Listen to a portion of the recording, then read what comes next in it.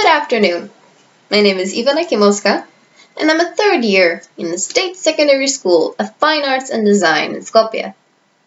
My English professor, Marija Petkovska, is my mentor, and this is my excerpt. Chapter 1. My Early Home.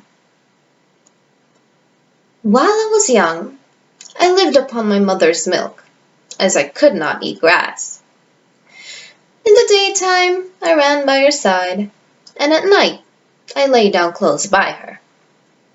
When it was hot, we used to stand by the pond in the shade of the trees, and when it was cold, we had a nice warm shed near the grove.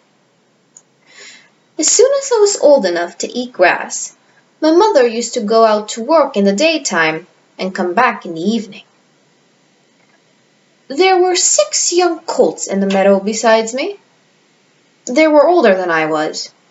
Some were nearly as large as grown-up horses.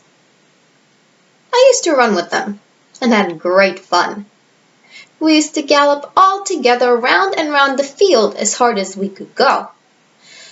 Sometimes we had rather rough play, for they would frequently bite and kick as well as gallop.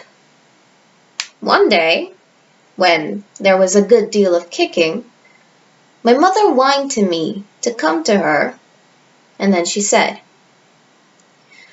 "I wish you to pay attention to what I am going to say to you. The colts who live here are very good colts, but they are cart horse colts, and of course they have not learned manners. You have been well bred and well born.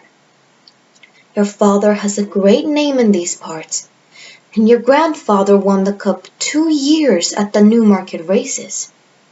Your grandmother had the sweetest temper of any horse I ever knew, and I think you have never seen me kick or bite. I hope you will grow up gentle and good and never learn bad ways.